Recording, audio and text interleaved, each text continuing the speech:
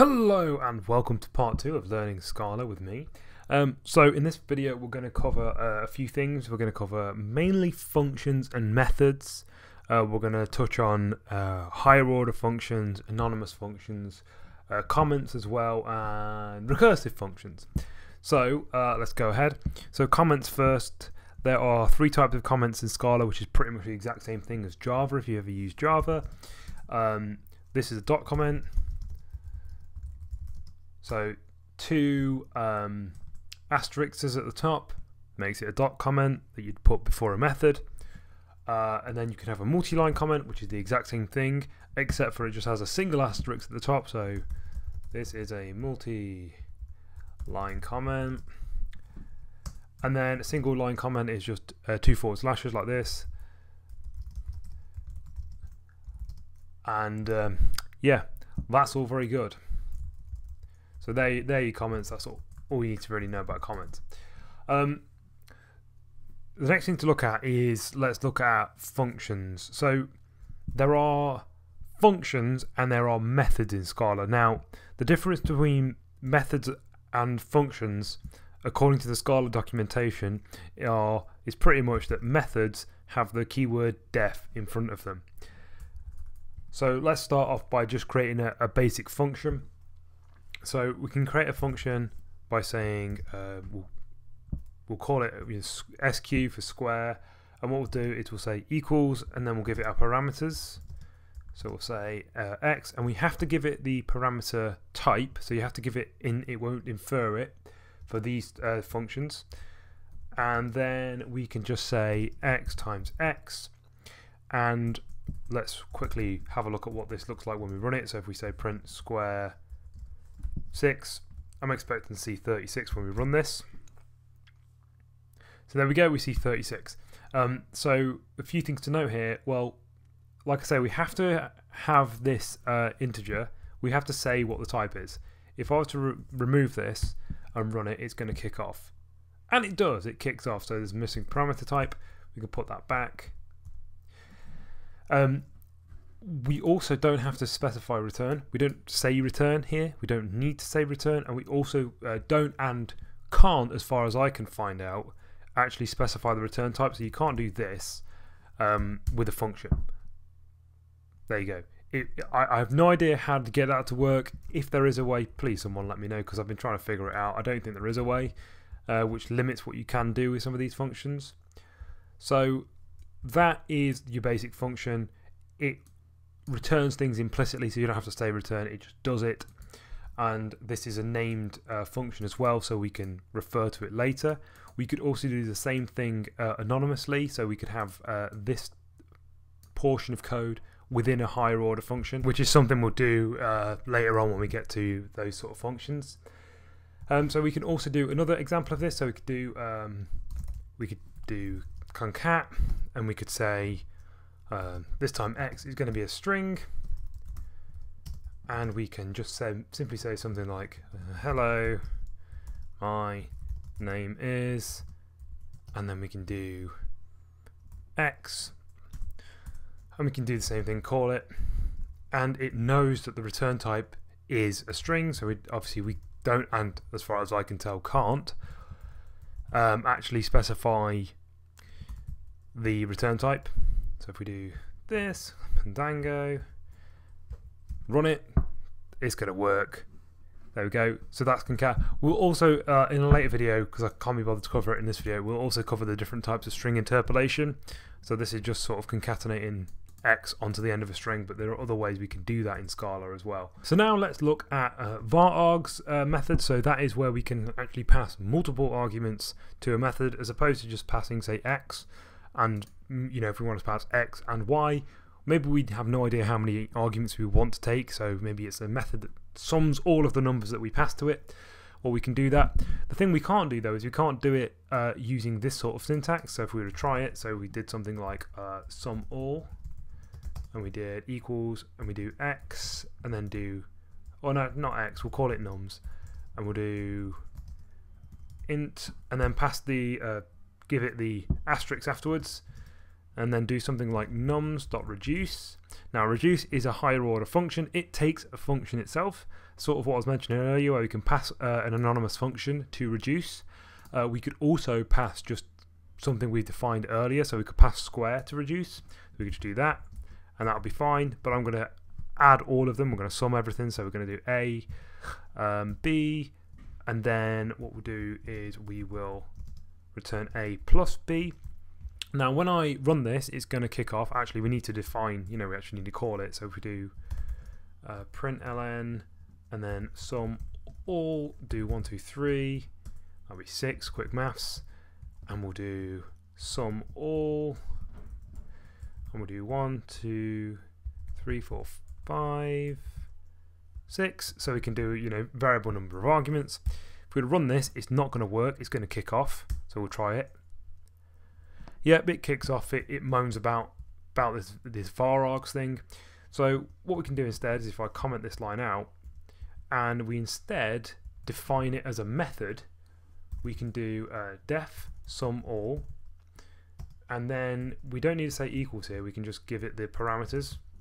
So nums int, like that, and then give it the equals. We don't need this the sort of lambda symbol over here. We can just simply do this. We can say nums reduce, and then do our a b, like that. And if we now run that again, we can see now we actually do get the result from both of these working perfectly well. Now there are a few other things we can do here. We could actually, with this method, we could give it a return type. We could give it a body, which we haven't given it at the moment. Let's go ahead and give this a return type and a body. So we can just copy this. We'll copy it once for the time being, and we'll comment this nonsense out, and then we'll add a line there. Whoopsie daisy. He's opened the help in Vim. What a crazy fool. Right, okay, so in order to add a body, all we need to do is literally add some brackets like that. And if we were to run the same thing again, we can see that it does indeed work still. So let's do the same thing, but this time we can actually specify a return type.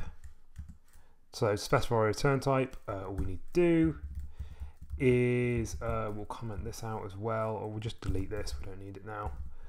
What we can do, whoa! Okay, what we can do is, where we've got here, we can specify the return type, like that. We can run it, and it will run perfectly fine again. So that's another way we can do this, and we can also use the return keyword. Now the return keyword in Scala is not very often used. It often isn't needed to be used. We can just get rid of it. An interesting thing to note though is we can't do this, so we can't have the return keyword without specifying what the return type is, which is a slightly weird thing in Scala here. But obviously if we put that back, that will be all gravy. So we've also mentioned anonymous functions, and specifically we've mentioned that reduce takes an anonymous function. So this bit here is anonymous, so we don't actually need to define that anywhere. But what we can do as well, and I'll just show you that we can do this, because I mentioned it earlier, we can say add, or call it sum. We can basically create this reducer function. This is what this is, and define it elsewhere, and then we can get rid of this and instead just put in the function, so we can reuse things, run it again, and it will be totally fine. No, it won't, because I've done something wrong. What have I done wrong? Yes, when we define it over here, we need to give it the parameters. So when we do it within the function itself, you don't need to give it the parameters, but when you define it outside of the function, you do need to give it the parameters. So that's just another thing to be aware of. And this idea of higher order functions, this actually isn't, well, this is a higher order function. This reduce is a higher order function in the sense that it takes another function. So where else can we use that? What else can we use that sort of thing for? Well, let's just have a look at another example, and let's suppose we create a a function that allows us to repeat some other function. So we'll create this and we'll call it repeat. And what repeat is going to take is it's going to take an integer for the number of iterations we want to do, or the number of repetitions we want to do of a certain function. And the second thing it's going to take is a function, and the function is going to do some stuff.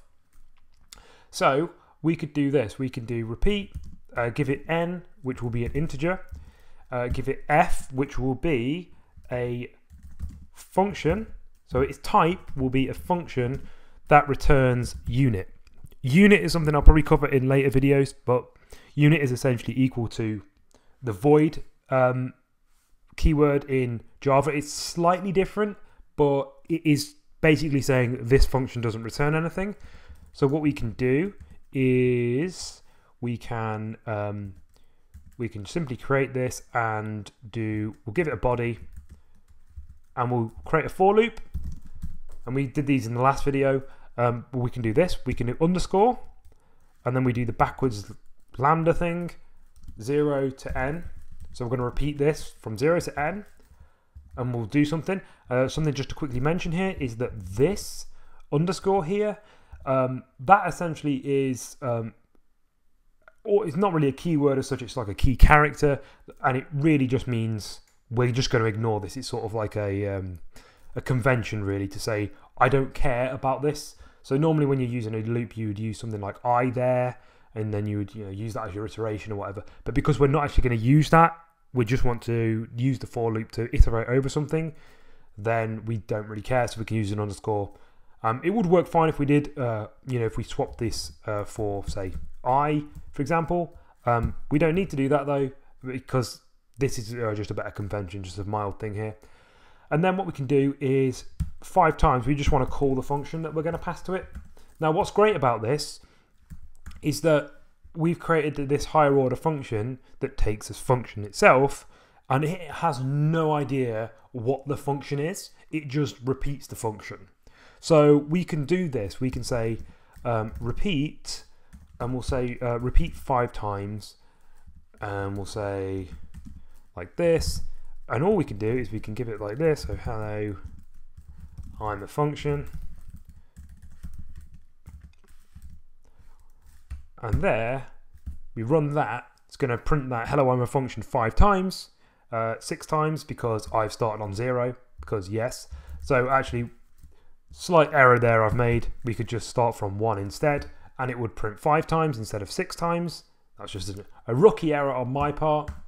But now we can see that the sort of benefit of using higher order functions, and that we can abstract the actual function itself from other functions, so it can be passed to other functions. They can handle the stuff, but the function that gets past it doesn't have to actually know anything about the function which it gets passed, which is a very odd way of explaining what we've just done here, in the sense that this repeat has no idea about the function we're passing it. As long as the function conforms to the interface that we've provided, that it's going to return unit, i.e. it's going to be a void method, we can do whatever we like in here, and it doesn't really matter.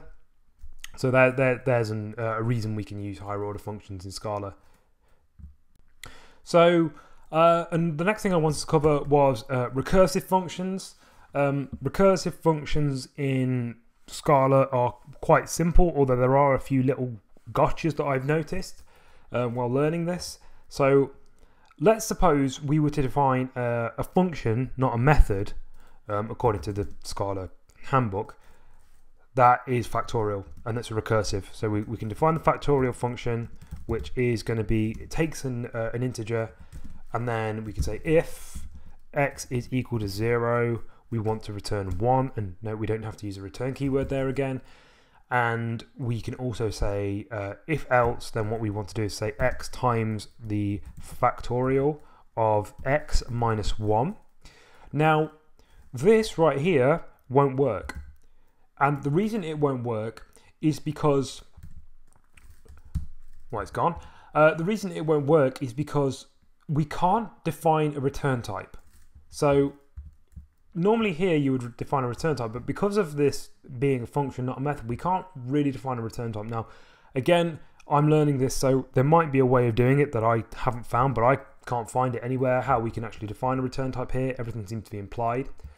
So we can't do this because the way that Scala will figure out what the return type should be is it basically evaluates the code. Now, if the code itself is recursive, it can't do that because it's a recursive function. It could go on forever and so on and so forth. You've got the halting problem there. So it can't figure out what the return type will actually be. So that's why we need to specify it. So if we were to just do this now and run it, it's not going to work. Okay, so it's going to moan about recursive value fact needs a type. But like I say, I haven't figured out the way of giving this particular way of writing this method a type. But we can do it if we do a method. So if we do the exact same thing here, we can do def fact and do x is an integer, and that is going to be equal to, oh, we need to specify the return type, of course. We need to say int, and then we can just do the same thing, x is equal to 0. If that's the case, then return 1. If not, then return the factorial -1, like that. And let's say we just quickly write some code to call this. So we can say print line fact 6. That should return 720. Again, quick maths. So run that. There we go. That returns 720 down there. And that works perfectly fine because we've been able to define the return type. So we can't really do it in this way of this syntax, but we can do it using the method syntax, and that's perfectly fine. So the next thing to have a quick look at is what happens when we define a method that ends up returning a different type than what we specify. And this is going to go on to what happens with the type inference problem, some of the issues you can see with type inference that I've noticed.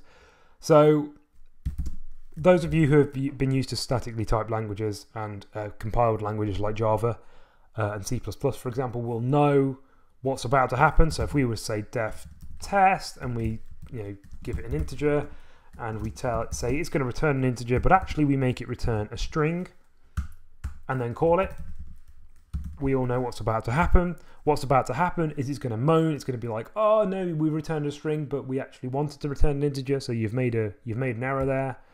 It's going to do this. Okay, there we go. There we go. So this is not going to work at all. Now, that obviously won't work. In order to get that to work, we can just swap this out and get it to return 4, for example. So run that. Oh, I've opened the thing again. Run that. That should work. Oh no, it's not worked. Ah, no, the reason it hasn't worked there is because I've forgotten to put the equal sign. Still getting used to this new syntax. There we go. Why is it doing that? Type error mismatch. Okay, so I've just learned something new. The reason that it was doing that is because we've defined the return type here, and we think we've defined the return type. What we've actually defined is a function. So this isn't a return type, it's a function. So if we were to, for example, just add the print line here so we can see what this returns. So we do that, add the print line. This still isn't going to work, but if we take away the return type and then run it, it's going to return 4. Perfectly fine. And the reason is because it was returning an integer. So in this particular case, I think the only way we could actually define the return type would be to do something like this. If we add a body and just have it return 4, I'm not sure this is even going to work. But let's try. Like I say, learning this, so this may work, may not. Okay, illegal start of declaration. Okay, so I'm not 100% sure if we can actually get that to work with defining a return type there. So I may have to look at that in future videos to figure out what the hell's going wrong there. But we'll undo all that and make it work again. Leave that. So let's look at some of the problems with type inference, and we've just sort of seen one. Well, we haven't seen one. We've seen one with actually defining the return type. Let's look at an issue you might face where you don't define your return type. So if we were to create a sorting function, and by the way, this sorting function, all it's going to do is it's going to just call the quicksort function, and there will be a slight error that we're going to make with this function, but we won't catch it because we're going to write this to basically not do anything. So if we say num array, and then we say it's an array of integers, and that's how you define, you know, the type of array with ints, square brackets around the type. What we can then do is, instead of saying a return type, we just give it a body, so equals this, and then we can use the Scala util package. So Scala util sorting dot quicksort, I think it is, and we can pass in nums. Okay, and then let's go ahead and print this. So we'll say print line, and we'll say array. This is how you define a new array. You can just, you know, array, then brackets, and do 3, 2, 1.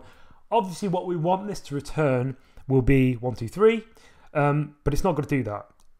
The problem is, will be, you know, you'll see what the problem is. So we'll run this, and we're going to see a blank line. It won't throw a wobbly or anything. What it's actually returned? It's returned that. I see why it returned that. It's returned the sort of identifier of the object, because we didn't call sort, which we should have done. That was a rookie mistake. Try it again. Okay, so what it's returned is it's returned these brackets here is the nothing type in Scala, which I'm going to cover in a future video.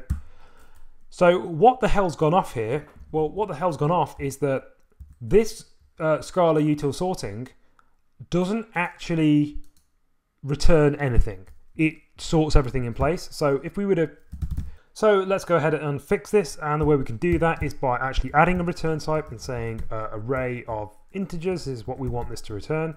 And let's say we run this now, it's going to moan at us, it's going to say there's a type mismatch. So it's found a unit, meaning it's found that this method actually isn't returning anything, which may surprise some of you, but we wanted obviously it to return an array of integers. Well, how do we fix that? Well, we can simply say down here, return nums. The reason we have to do that, of course, is because, well, not of course, but this sorting algorithm here, the quicksort, is sorting it in place, so it doesn't actually return a value. So the implicit return that maybe you were expecting wasn't actually there, which is why it didn't actually return anything. So if we were to get this to return nums now, it will work. There is a slight problem with our print statement down here, though, so we can fix that. And the way we can fix that is by using a very helpful method, which is mkstring. So if we do mkstring and we can pass it in what we want to delimit the list by, and let's say we just want a space. If we were to do that and now run this, it should print us a nice space delimited list of our items in the list, the integers. So that's all very good. We could also do another way of printing a list if you wanted to do that. So instead of doing this whole thing here, we could just get rid of the print line, say sort the array, and instead of, check I've got the right number of parentheses, which I don't, we could do for each, like this, and then we could just do print ln, like that. No, not print like that. And that will print them all again, and that should print them all in a new line. No, it doesn't. And the reason it doesn't is because I have put a capital E there, which, again, just getting used to the new syntax of Scala. It should be a normal E, so if we run that again, this time it will work, and it will be tickety-boo. So there's another way of printing lists. So that's about everything I wanted to cover in this video. Like I say, the whole purpose of this is learning, so there's loads of mistakes in here where I'm picking up things as I go along. So yes, if you've enjoyed this video, leave a comment, leave a like, subscribe for more, because I'm going to make I think about 10 of these videos probably on Scala. I have many other videos that I'm working on as well. So yes, thank you very much for watching. Arrivederci, ta-ta!